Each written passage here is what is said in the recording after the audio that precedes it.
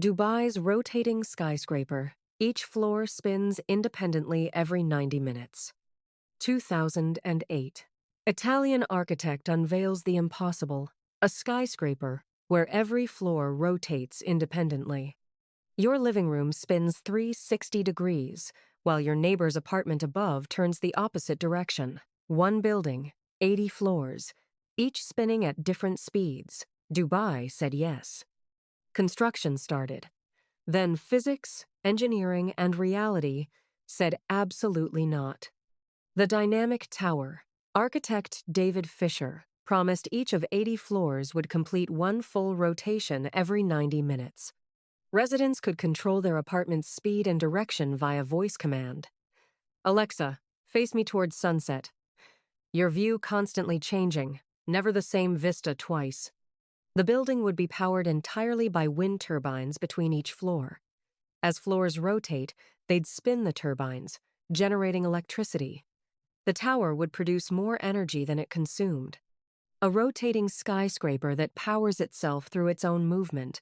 Pure architectural fantasy made possible. Construction method was radical. Prefab apartments manufactured in Italy, shipped to Dubai, and stacked like Lego blocks onto a central concrete core.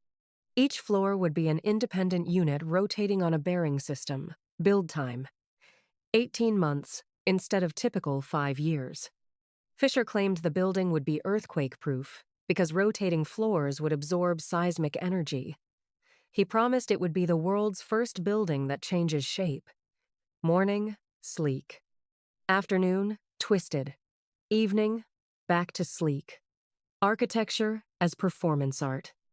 Dubai's developer, Omniat Properties, paid $95 million for the rights. Groundbreaking ceremony happened in 2008. Press conferences worldwide. Scale models demonstrated the rotation. David Fisher became architecture's rock star overnight. If rotating architecture sounds too good to be true, subscribe to Unbuilt Visions. Hit like if you already know this failed spectacularly. Let's watch it crash. Then engineers actually tried to build it. First problem: the bearings. Each floor weighs 1,200 tons.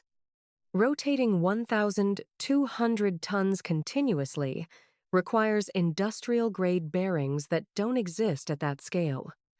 Custom manufacturing would cost $50 million per floor, times 80 floors. Just for bearings. Plumbing became impossible. How do you connect water pipes to a floor that's constantly rotating? Fisher proposed flexible hoses. Engineers laughed. Water pressure would shred flexible hoses in weeks. Sewage? Even worse.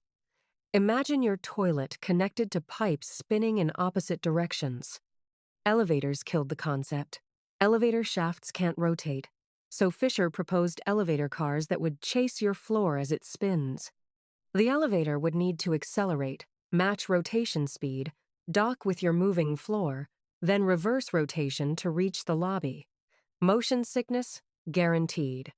The wind turbines? Useless. At 80% efficiency loss from friction of rotating 1,200-ton floors, they'd generate 1% of the building's energy needs. The rotation would consume far more power than it produced. Physics doesn't care about press releases. Construction never started. Not one foundation poured. The groundbreaking was theater. By 2012, Fisher admitted the technology isn't quite ready yet. Translation: it's impossible. Omniat Properties quietly abandoned the project. $95 million vanished into renderings.